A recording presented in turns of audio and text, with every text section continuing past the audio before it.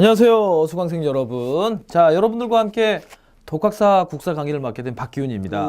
독학사에서 국사라는 과목이 아시다시피 60점을 넘기면 되는 과목이죠. 즉 60점, 100점을 먹든 60점을 넘기든 합격이 보장되는 과목이기 때문에 여러분들이 꼭 필요로 하는 것, 그러니까 반드시 출제될 수 있는 내용들, 그리고 그런 내용들을 알면 기본 점수 이상을 얻을 수 있는 것 위주로 아주 압축적이고 추적된 강의를 할 거예요. 그러니까 아주 집중을 하시고 제 강의를 잘 살펴봐 주시면 아마 작은 시간을 투자해서도 큰 효과를 거둘 수 있는 것을 누릴 수 있지 않게 될까, 뭐 그런 생각을 해봅니다. 그리고 우리 강의가 이제 무료 강의이기 때문에 여러분, 수강생 여러분들께서 저와 함께 수업을 같이 들으시고 진행하신 다음에 간단한 리뷰를 또 홈페이지에 남겨주시면 굉장히 감사할 것 같아요.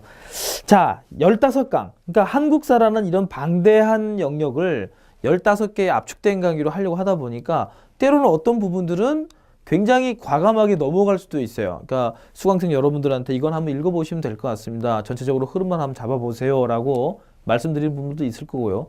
그럼에도 불구하고 굉장히 좀 자세하게 나오는 부분들이 있겠죠. 근데 그런 부분들은 또 좀 깊게, 비록 시간이 좀 그렇게 많지는 않지만 말씀을 드릴 거예요. 강의 수가 짧다고 해서 내용이 부실하거나 이런 것은 아니니까 굉장히 압축된 강의를 여러분들이 전달해 드릴 겁니다. 그러니까 꼭 잘 들어보시고 그 제가 말씀드린 틀에 맞춰서 정리를 한번 해보시죠. 그러면 합격의 영광이 여러분들에게 있지 않을까, 뭐 그런 생각을 해봅니다. 자, 우리 교재를 이제 펴보시면요, 첫 단원은 여러분 그냥 수강생 여러분께서 읽어보시면 될 것 같아요. 한국사의 바른 이해. 그러니까 이 한국사의 바른 이해는 아마 고등학교 때 국사 시간에 배운 그런 내용입니다. 그러니까 뭐 역사는 무엇인가, 또 사실로서의 역사, 기록으로서의 역사가 뭐냐, 한국사를 공부하는 자세가 어떤 것이냐. 그러니까 누구나 건전한 상식을 가진 사람들이라면 한번 심심할 때 읽어만 보면 문제가 나온다 할지라도 다 맞출 수 있는 그런 내용이고요. 잘 나와봐야 하나 정도 나오니까 한번 살펴보시면 될 것 같고요. 자, 바로 이제 그 다음 단으로 넘어가 보시겠습니다. 파트 2, 선사시대의 문화와 국가의 형성이 있죠. 자, 뭐 누구나 다 아시겠지만 선사시대는 크게 구석기 시대, 신석기 시대, 그리고 청동기, 그 다음에 뭡니까? 뭐 아시다시피 철기 아닙니까? 그렇죠. 구석기, 신석기, 청동기, 철기로 이어지는 이 네 시기로 구분할 수 있죠. 그러니까 도구를 무엇을 쓰냐에 따라서 이렇게 구분이 될 수 있죠. 근데 문제의 포인트는 뭐냐면 결과적으로는 좀 이렇습니다. 그러니까 보통을 보면요, 구석기와 신석기를 구분하는 문제들, 그러니까 어떤 주제가 주어졌을 때 이것이 구석기냐, 그리고 구석기에 해당되는 것이면 구석기에 해당되는 선지들을 고르면 돼요. 그러니까 신석기를 골라내시면 돼요. 그리고 청동기 시대와 철기 시대를 구분하는 것, 이렇게 두 가지 유형으로 문제가 많이 나와요. 근데 청동기와 철기는 우리나라가 좀 복잡해요. 무슨 말씀인고 하니, 북쪽 지역은 청동기를 쓰고 있을 때 남쪽 지역은 신석기를 쓰고 있었어요. 그래서 시간이 지나면서 이 남쪽 지역의 청동기, 그러니까 지금 우리가 살고 있는 남한 땅이죠. 남한 땅에 청동기가 들어올 때쯤에 거의 동시에 철기가 들어오거든요. 그래서 남한 지역에서는 철기와 청동기가 같은 시기에 동시에 나타납니다. 그래서 철기를 쓰지 않던 시대의 청동기 유적과 철기가 사용되던 시절에 같이 사용되었던 청동기 유적을 구분할 수 있어요. 다시 한번 말씀드릴게요.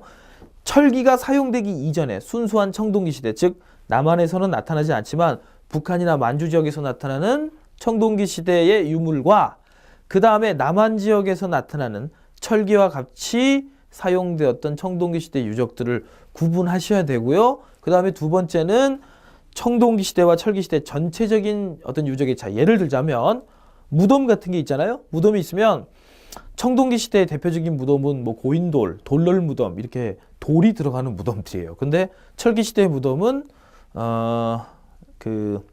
널무덤, 동무덤, 이렇게 널이랑 관이라는 건 관이라는 뜻인데요. 그러니까 일반적으로 우리가 생각하는 항아리라든지 관으로 만든 무덤 같은 게 나타나거든요. 요렇게 그런 제시문이 나왔을 때 이것이 철기 시대의 것인가 청동기 시대의 것인가를 구분할 수 있으시면 돼요. 이 주제를 이제 먼저 우리가 접근하고요.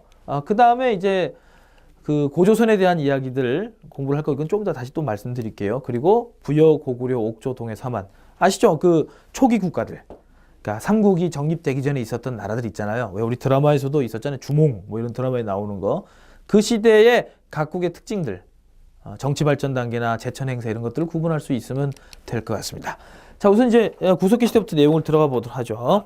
평강, 상원, 검은모루, 동굴, 그리고 경기, 연천, 전곡리, 충남, 공주, 석장리 같은 게 대표적인 구석기 유적입니다. 다만 여러분들 차이가 있다면 이 정도는 이제 그 상식적으로 이해가 되실 수 있는 수준이에요. 뭐냐면 전기 구석기 시대에 비해서 후기 구석기 시대가 더 구석기 유물의 도구의 사용이 더 발전되었겠죠. 그죠? 기술적으로. 그래서 전기 구석기 시대는 보통 이제 돌 하나를 대충 부셔가지고 그냥 뗀석기 하나를 그냥 이것저것 모든 용도에 다 썼었어요. 그런데 이제 후기 구석기 시대가 되면 다양한 도구가 개발돼요. 비록 같은 구석기지만 하나하나의 용도에 맞는 다양한 도구가 개발된다는 거죠. 지금처럼 우리가 밥 풀 때는 주걱 쓰고 밥 먹을 때는 숟가락 쓰고 못 박을 때는 망치 쓰는 것처럼 그때 필요한 용도에 맞게끔 다양한 구석기가 개발되었다. 뒤로 갈수록 제가 좀 체크하라는 거 다소 재미없는 방식이긴 하지만 제가 부탁드린 거 좀 줄 좀 그으세요. 어떤 거냐면 경제에 보시면 첫 번째 기역에 뗀석기 나오죠. 네, 여기 체크하십시오. 구석기 시대의 대표적인 유물이 뗀석기죠. 돌을 떼서 만들었다 해서. 그 다음에 디귿에 보시면 대표적인 유물로 주먹도끼, 집게, 팔매돌이 나오는데 특히 그 중에서 이 주먹도끼는 좀 체크해 두십시오. 이 주먹도끼가 우리나라의 구석기 문화의 아주 대표적인 유물로서 경기도 연천 전곡리에서 발견된 거예요. 이거를 좀 시험에는 안 나오지만 아슐리안 문화라 그러는데 아주 중요한 구석기 문화 유적이거든요. 그래서 좀 기억을 해 두시고요. 그 다음에 주거를 봅시다. 2번 주거를 보시면 구석기 시대 사람들은 당연히 집을 짓지 않고 살았어요. 왜냐하면 이동 생활을 했기 때문에. 이동 생활을 하는데 집이 필요가 없죠. 그래서 동굴이라든지 또 강가의 막집, 이 막집이란 건 말이 막집이지 집이 아니에요. 비를 피할 정도로 그냥 지푸라기 같은 거 나무 사이에 좀 올려놓는 수준? 뭐 그런 걸 말하는 거예요. 이렇게 집을 짓지 않고 살았다라는 거고요. 그 다음에 사회, 3번 사회를 보시면 여기 체크하실까요? 무리 생활을 했다라는 사실. 무리 생활, 기억에. 당연히 인간들이 살기 때문에 인간들은 싸움을 못합니다. 큰 동물보다. 당연히 떼를 지어서 살았겠죠. 무리 생활을 했다라는 거고, 그 다음에 니은에 보면 평등했다라는 거. 거기다 미리 추가해 보시면 평등사회는 알다시피 평등사회라는 건 뭐 구석기뿐만이 아니고 신석기 시대에도 공통점입니다. 우리 인류가 차별이 생기기 시작한 건 언제부터입니까? 계급과 신분이 등장한 건 청동기 시대부터예요. 그래서 여기까지는 이제 평등사회였다. 신석기까지는. 아시겠죠? 다만 우리가 요거를 조금 조심하셔야 돼요. 가끔은 이제 이런 것들을 좀 괜히 억울하게 헷갈리는 분들이 계신데 뭐냐면 평등했다고는 하지만 구석기, 신석기 시대 무리 생활을 했다고 말씀드렸죠? 네. 수십 명, 나중에 신석기 시대가 되면 수백, 수천 단위까지 늘어나요. 그럼 이렇게 무리 생활을 했다면 당연히 그 무리에 누가 있어야 됩니까? 네, 지도자가 존재할 수밖에 없습니다. 네. 지도자가 있어야죠. 어떤 모임이든 어떤 무리든 지도자가 있어야 됩니다. 다만 요것을 이렇게 이해하시면 좋겠어요. 이건 좀 적어 두셔야 될 것 같아요. 지도자는 존재하지만 지배자는 없습니다. 지도자와 지배자의 차이점 잘 아시잖아요. 그래서 리더가 만약에 시험 문제인데 가끔 뭐냐면 구석기 시대 생활 모습 혹은 신석기 시대 생활 모습을 보여주면서 무리 생활을 했지만 지도자는 없었다. 이렇게 선지에 나오면 오답입니다. 왜냐하면 지도자가 없을 수가 없죠. 우리가 아주 재밌게 봤었던 몇 년 전에 했던 영화 아바타라는 영화 있었죠. 그 아바타에 보면 거기가 신석기 시대 수준의 경제 생활을 하고 있죠. 평등합니다. 그러나 그 지도자가 있죠. 네, 지도자가 있어요. 그 무당 같은 그 할머니 한 분 계시잖아요. 그 여자친구 엄마. 그분이 지도자죠. 네. 지도자는 존재합니다. 지배자가 아니라는 개념과 혼돈하지 않으시면 될 것 같고요. 자, 오른쪽 페이지 4번 종교와 예술. 종교와 예술 작품을 많이 남겼겠죠. 두 가지 점에서 체크해 봅시다. 첫 번째 개념은 어떤 유적지가 있냐. 단양 수양계 유적에 보면 구석기 시대 괄호 안에 들어가 있죠. 단양 수양계에 줄 그어 두시고 그 밑에 줄에 보면 이런 작품을 왜 남겼느냐. 왜 이런 조각이라든지 그림을 남겼을까. 주술적인 의미이다. 체크해 봅시다. 주술적인 의미. 그러니까 배고프잖아요. 예. 그러니까 행복하게 살고 싶고 풍요롭게 살고 싶은 욕망을 예술 작품을 통해서 드러낸 거죠. 예. 뒤에 청동기 시대까지 이런 작품들이 나오죠. 청동기 시대의 대표적인 작품 중에 울주 방구대 바위 그림이 있습니다. 그 바위 그림에 보면 큰 고래들이 막 그려져 있습니다. 고래가 예뻐서 그린 게 아니겠죠? 먹고 싶다. 뭐 이런 생각을 담은 거 아니겠습니까? 그래서 주술적인 의미 이걸 좀 기억해 두시고요. 자, 그 다음에 칠판 잠깐 보시면 구석기에서 신석기로 넘어가는 이 과도기예요. 무슨 시대가 있었냐면 중석기 시대가 있었습니다. 중석기. 이 중석기 시대가 뭐 거의 언급은 되지 않는데 간단하게만 우리가 이해해 보면요. 이렇게 좀 이해해 볼까요? 네, 구석기 시대에는요. 날씨가 굉장히 추웠어요. 굉장히 추웠는데 중석기 시대가 되면 기온이 굉장히 올라갑니다. 그럼 이렇게 정리해 보시면 되죠. 보십시오. 구석기 시대에는 대체로 굉장히 날씨가 추웠습니다. 빙기입니다. 기온이 굉장히 낮았습니다. 그런데 신석기 시대가 되면 신석기랜다. 죄송합니다. 중석기 시대가 되면 그 간빙기라 그래서 굉장히 기온이 올라갑니다. 네, 그러면 우리가 요거 하나를 딱 체크해 두십시오. 정리해 두시고요. 구석기, 중석기 스탑 하신 다음에 딱 적어 두시고 요 다음에 이제 머리를 우리가 같이 쫙 굴려보면 됩니다. 무슨 말씀이고 하니 중석기 시대가 되면 기온이 올라갔다. 기온이 올라갔으면 먹을 게 굉장히 많아졌겠죠. 네. 따뜻한 곳에도 먹을 게 많죠. 역설적으로 이 구석기 시대는 날씨가 추웠기 때문에요. 적으신 데다 바로 적으시면 돼요. 날씨가 추웠기 때문에 바로 이러한 이유로 큰 동물들을 사냥했어요. 왜냐하면 어차피 나가봐야 먹을 거 없기 때문에 한번 마음 먹고 목숨 걸고 큰 동물 잡아 먹어야 돼요. 그러면 이제 며칠 배부를 수 있죠. 동물 큰 거를 잡기 위해서는 도구의 크기도 어때야 됐겠습니까? 컸습니다. 그래서 도구의 크기도 굉장히 컸었다라는 겁니다. 그런데 이 중석기 시대에는요. 기온이 올라가면서 밖에 나가면 지천에 깔리게 먹을 겁니다. 조그만 동물도 많고 물고기도 많고 엄청 많아요. 굳이 목숨 걸고 큰 동물과 사냥을 할 이유가 없어요. 본래 여러분들 사자들도 먹을 게 많을 때는요. 뭐 사슴, 영양 이런 거 잡아먹지 소 이런 애들하고 안 싸웁니다. 며칠 굶다가 보면 눈 뒤집어져서 소한테도 덤비고 심지어 새끼 코끼리한테도 덤비고 이러는 거죠. 그러다가 죽는 경우도 굉장히 많죠. 전 동물의 왕국을 아주 좋아하기 때문에 자주 보는데요. 암사자가 소 잡으러 갔다가 소한테 죽통 날아가가지고 소가 죽는 경우, 사자가 죽는 경우도 굉장히 많이 봤어요. 그러니까 굳이 그럴 이유가 없죠. 그래서 작은 동물을 사냥했다라는 겁니다. 근데 문제는 작은 동물을 사냥하려고 하다 보니 기존의 큰 석기는 의미가 없어요. 작은 석기를 쓰기 시작했다는 거죠. 도구의 크기가 굉장히 작아졌습니다. 이렇게 작아진 도구의 크기, 이런 석기를 무슨 석기라고 그러냐면 조그맣다 그래서 잔석기라 그럽니다. 이해되시죠? 잔석기를 썼다라는 겁니다. 자, 요거까지만 딱 적어두시고 그럼 다 이해됐습니다.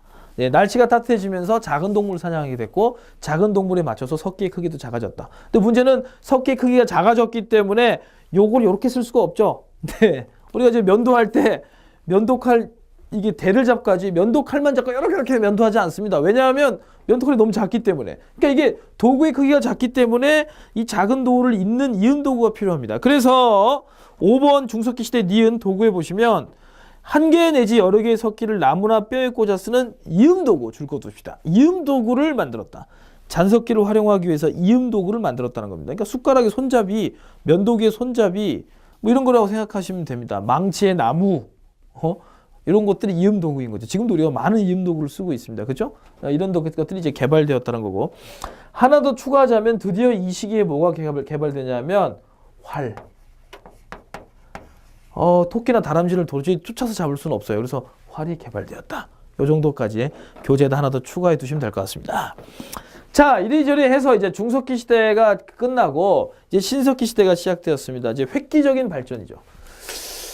자, 세계사적으로 봤을 때 여러분, 세계사적으로 봤을 때 이 신석기 시대는요. 혁명적인 일입니다. 그러니까 엘빈 토플러가 뭐라 그랬냐면요. 엘빈 토플러 들어보셨죠? 제3의 물결. 그래서 우리 인류는 3번에 걸쳐서 큰 경제생활에 큰 혁명이 있었다. 첫 번째 혁명이 뭐냐면 신석기 혁명. 두 번째 혁명이 산업혁명. 세 번째 혁명이 정보혁명이다. 이렇게 뭐 얘기를 했는데 도대체 신석기 시대가 뭐길래 신석기 혁명이 중요하냐? 중요합니다. 왜 중요하냐면 이때부터 비로소 인류가 거기다 간단하게 적어두시면 구석기 시대에는요. 우리가 농경과 목축을 하지 않았습니다. 오직 하지 않았습니다. 그래서 오직 뭐냐? 오직 사냥만 했죠. 사냥과 채집 생활만 했습니다. 따라서 이러한 결과 이동 생활을 할 수밖에 없었죠. 한 군데서 사냥하면 사냥감의 씨가 마르니까 이동을 해야 돼요. 그런데 신석기 시대가 되면요, 비로소 우리 인류가 농경과 목축을 하게 되거든요. 농경과 목축을 시작하게 됩니다. 그래서 우리가 이제 그 정착 생활을 하게 되죠. 네. 그래서 인류가 비로소 생산물을 소비만 하는 게 아니고 스스로의 노력으로 생산물을 만들어내는 그런 생산 경제에 이르게 되었다는 겁니다. 여기서 이제 인류의 문명이 조금씩 꽃을 피기 시작했겠죠. 다만 우리가 미리 염두에 둬야 될 것은, 우리가 그렇잖아요. 뭐 여러분들께서도 다 지나온 삶의 과정이 있으시겠지만 20살이 돼서 어른 대접을 받지만 바로 정신적으로 어른이 되는 건 아니죠. 긴 시간이 필요합니다. 완전히 되기 위해서는. 그러니까 정착 생활을 하고 농경을 시작했다고 하나 신석기 시대 농경 수준은 굉장히 수준이 낮습니다. 여전히 사냥과 채집이 꽤 중요한 부분을 차지하고 있었다는 사실 같이 염두에 두셔야 될 것 같습니다. 자, 4번 신석기 시대 유물과 유적 교재 보시죠. 4번에 2번에 보시면 간석기의 사용 나와 있습니다. 여기 체크해 두십시다. 이제 무식하게 돌을 부셔가지고 쓰는 그런 수준 낮은 저질, 그런 뗀석기 쓰지 않습니다. 이제 아주 세련되게 이쁘게 돌을 갈아서 아주 정교한 도구를 만들어내기 시작하는데, 이제 이게 신석기 시대의 대표적인 그 석기의 트렌드인 간석기입니다. 간석기. 자, 그리고 정착 생활을 하게 되니까 농사를 짓게 되고, 농사를 짓게 되니까 정착 생활을 하게 된 거죠. 그러면 농사 지은 그 곡식들을 저장해야 되겠죠. 그렇게 해서 등장한 게 토기입니다. 토기. 즉 토기라는 것은 구석기 시대는 있을 필요가 없습니다. 토기가 등장한 건 신석기 시대부터이다. 기억하셔야 되니까 역시 동그라미를 칠해 두시죠. 3번에다가 토기의 사용. 자, 그러면 이제 어떤 뭐 유적들이 있고 어떤 유물들이 있는가를 좀 살펴봐야 되겠죠. 우리 이제 4번 유적지와 토기에 보면 빗살무늬 토기 나와 있죠. 기억에. 이게 체크해 두십시다. 그리고 기억에 빗살무늬 토기 이전의 토기에 보면 이른 민무늬 토기, 덧무늬 토기, 눌러찍기 무늬 토기가 있는데, 이게 신석기 시대 토기라는 걸 느낌으로만 알고 계시면 됩니다. 그러니까 이른 민무늬 토기, 눌러찍기 무늬 토기, 그리고 또 빗살무늬 토기 같은 것들이 신석기 시대 토기라는 걸 느낌으로만 알고 계시면 돼요. 왜냐하면 이들 토기들 중에서 사진으로까지 문제가 나올 만한 건 빗살무늬 토기 외에는 없어요. 그러니까 선지를 봤을 때 이게 신석기냐 청동기 시대 토기냐를 구분할 정도만 되면 되고, 다만 이제 빗살무늬 토기는 모양을 알고 계셔야 되죠. 근데 이거 모르는 분은 대한민국에 없는 것 같아요. 이거죠. 혹시 모르는 분 계시면 제가 죄송합니다. 근데 제가 아는 사람들은 다 알고 있더라고요. 끝이 뾰족하게 생기고 이렇게 생긴 토기 있잖아요. 이렇게 막 기하학적 무늬가 들어가 있는, 이게 빗살무늬 토기죠. 네, 뾰족하게 생긴. 왜냐하면 우리나라에서 발견된 토기 중에 이 끝 가장자리가 뾰족한 토기는 이것밖에 없어요. 너무 유명한 토기죠. 그러니까 이거 나오면 무조건 본능적으로 신석기 시대, 답을 골라야지 하고 가시면 됩니다. 알겠죠? 빗살무늬 토기. 자, 그리고 어떤 유적지들이 있냐 하면요, 여러분들 보세요.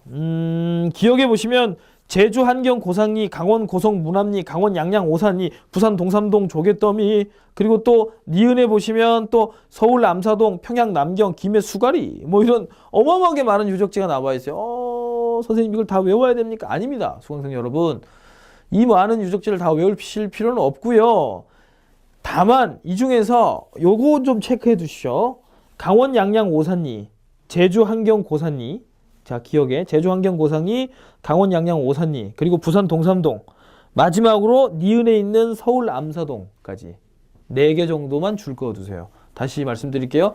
강원 양양 오산리, 제주 한경 고산리, 부산 동삼동, 그리고 서울 암사동, 요 4개 정도. 그러면 저쪽에 그 구석기 시대 유적으로 경기도 연천 전곡리와 공주 석장리 같은 거 있었죠. 단양 수양계. 구석기와 신석기를 한 4개 정도씩만 따로따로 기억해 두시면 됩니다. 그것만 딱 해두십시오. 나머지는 그냥 버리십시오. 그리고 지도로 문제가 나올 수가 있어요. 유적지, 그러니까 다음과 같은 유적이 분포하는 시대의 뭐 유물을 고르세요. 혹은 생활상을 고르세요. 그럼 이제 구석기 시대하고 신석기 시대 유적지를 지도에서 다 외워야 됩니까? 아닙니다. 아주 쉬운 방법이 있습니다. 이거는 아주 야매스러운 방법인데요. 어떤 방법인고 하니요. 예. 이게 이제 이렇게 있으면요, 제주도에 유적지가 있으면 신석기고요. 예, 아시겠습니까? 다시 제주도에 유적지가 있으면 신석기고, 제주도에 유적지가 안 나온다 그럼 구석기입니다. 선생님 혹시 그 문제 낼 때 실수로 제주도의 유적지를 빼면 어떡합니까? 그럴 일은 없습니다. 그래서 쉽게, 물론 FM대로 말씀드리면 신석기인들은 주로 이제 큰 강이나 바닷가에 살았기 때문에 신석기 시대 유적지는 큰 강이나 바닷가에 분포해요. 예외가 없이요.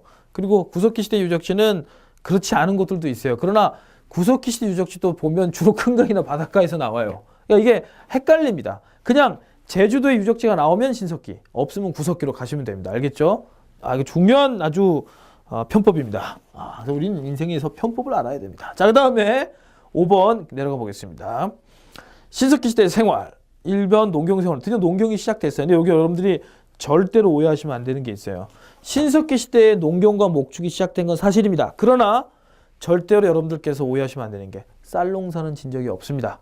그것만 조심하면 됩니다. 모든 종류의 잡곡 농사는 시작되었습니다만 벼농사는 아직 실시되지 않았다는 사실. 여기다 딱 적어두시죠. 5번 농경생활의 시작에다가 벼농사는 실시한 적이 없다. 네버.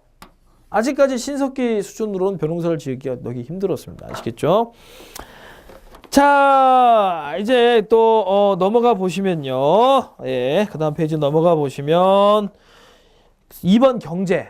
여전히 사냥과 고기잡이가 중요했다는 사실입니다. 사실 이게 더 비중이 커요. 필요하신 분들은 저한테 메일을 주시면 제가 서울 서대문에 있는 농업박물관에 입장권을 쏘겠습니다. 네, 무료입니다. 한번 가보세요. 공짜인데요. 근데 그 건너편에 경창박물관도 있어요. 그것도 공짜예요. 하루 한 6시간 딱 때릴 수 있어요. 한번 심심할 때 가시면. 근데 이제 농업박물관에 가면 거기도 자료가 나와 있는데 굉장히 재미있어요. 박물관 잘 돼 있거든요. 그 신석기 시대의 농경은요, 씨를 100개 뿌리면요, 수확하는 게 200개, 많아야 300개예요. 그러니까 수확량이 1대2, 1대3밖에 안 돼요. 이런 농사는 망하는 농사죠. 이건 말도 안 되는 농사거든요. 네. 근데 왜 합니까? 겨울에 배고플 때를 대비해서 하는 수준이에요. 따라서 농사만 가지고는 살 수 없어요. 사냥과 고기잡이가 더 중심이었다라는 거예요. 그러다 보니까 더더욱 큰 강이나 바닷가에 살았던 겁니다. 왜? 물고기 잡기 편하니까. 그렇죠. 아무래도 산짐승을 잡는 것보다는 그 맑은 강가의 주변에 있는 물고기를 잡는 게 좀 더 편했겠죠. 네, 그래서 그런데 주로 거주했던 겁니다. 자, 경제의 니은 보시면 굉장히 중요한 사실이 나옵니다. 이게 뭐 신석기 시대 문제에서 전가의 보도처럼 맨날 나오는 유물인데요. 원시적 수공업인, 여기 체크 해보시죠. 가락바퀴와 뼈바늘 2개. 가락바퀴와 뼈바늘입니다. 그다음 모양을 한번 그려볼까요? 되게 쉽습니다. 가락바퀴는 이렇게 생겼습니다. 던킨 도너츠. 자, 이거 보셨죠? 저 어디서 본 것 같아요. 맞습니다. 여기서 이게 집어넣어가지고 씨를 뽑는 겁니다. 예, 이게, 삼국시대까지도 썼어요. 심지어. 근데 이제 우리가 뒤에 건 안 물어보니까 신석기 시대에 씨를 뽑는, 이게 수공업이죠. 스스로. 가락바퀴. 뼈바늘은 제가 안 그릴게요. 그냥 우리가 생각하는 바늘이라고 생각하시면 돼요. 다만 이 바늘이 뼈로 만들었을 뿐이에요. 네, 그래서 뼈로 만든 뼈바늘과 이 가락바퀴. 이건 그려두시죠. 가락바퀴. 네, 우리나라에 굉장히 많이 나옵니다. 이 가락바퀴가. 그만큼 이제 수공업이 각자 왕성하게 신석기 시대 이후에 이루어졌다는 걸 알 수 있는 것이죠. 저도 대학 시절에 발굴하면서 2번이나 이거 발굴했는데 대단해 보입니까? 아무것도 아닙니다. 정말 흔합니다. 저는 1학년 때 첫 발굴 들어갔다가 이거 캐고는 기분 좋아가지고 대학원 선배님한테 선배님 이거 보십시오. 야 조용히 하고 거기다 담아 하는 얘기를 듣고 난 다음에 이게 아무것도 아니구나. 그 정도로 흔하다라는 거죠. 그 다음에 3번 주거지를 보시죠. 원형이나 둥근 네모꼴의 바닥을 가진 움집. 체크. 움집. 드디어 집을 지었다는 거죠. 암사동 선사 유적지 갔다 오신 분들 있죠? 네. 많이 계실 겁니다. 거기 가면 복원된 움집들이 이렇게 있습니다. 그러나 그건 복원된 거고 실제로 그 지푸라기는 남아있지 않죠. 그 옛날에 집이 있었던 그 집자리, 즉 집 바닥자리만 남아있는데 제가 이 얘기를 왜 드리냐면 움집은 여러분 신석기 시대뿐만 아니라 청동기, 철기, 심지어 고려시대 전기까지도 사람들이 사용했던 집이에요. 그러니까 예를 들어 드라마 주몽 같은 데서 그 일반 시민, 일반 주민들이 초가집에서 살고 있잖아요. 순 거짓말이에요. 다 움집에서 살았어요. 그때도. 움집에서 살았는데 다만 똑같은 움집이라도 시간이 지나면서 점점 움집의 규모나 사이즈나 규모나 사이즈 같은 말이군요. 규모나 스타일이 달라졌겠죠. 더 발전됐겠죠. 이걸 문제로 종종 내요. 그러니까 미리 한번 정리해보죠. 여기서 바로 한꺼번에. 보세요. 자, 움집의 변화 이렇게 한번 적어보시고 간단히 살펴보시면 예를 들어 신석기 시대 움집은요. 크기로 구분하실 수 없어요. 크기는 안 돼요. 왜냐하면 사진을 앞에서 찍으면 크기가 커 보일 수 있고 멀리서 찍으면 작아 보일 수 있는 거예요. 저 같은 대두도 멀리서 찍으면 작아 보일 수 있어요.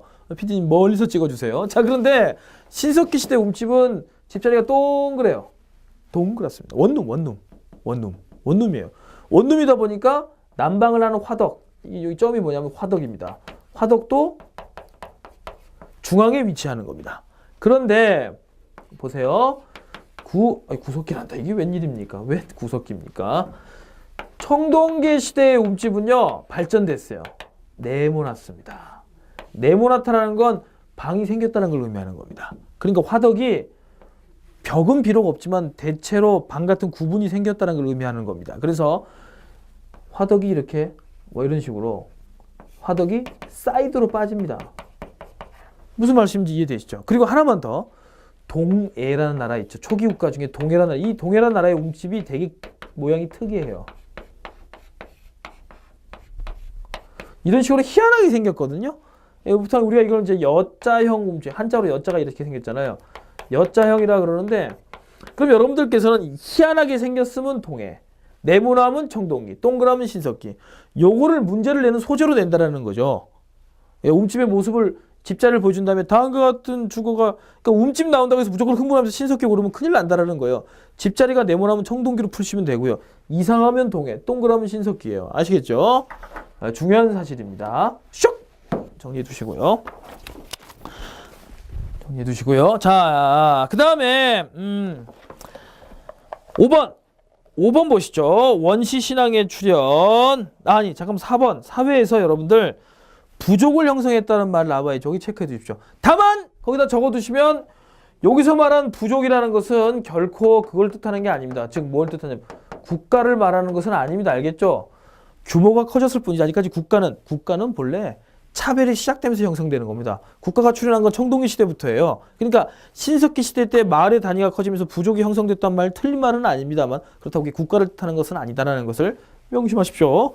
그 다음에 5번에 있는 원시신앙을 보면 애니미즘, 영혼 조상 숭배, 샤머니즘, 토테미즘 등이 나오죠.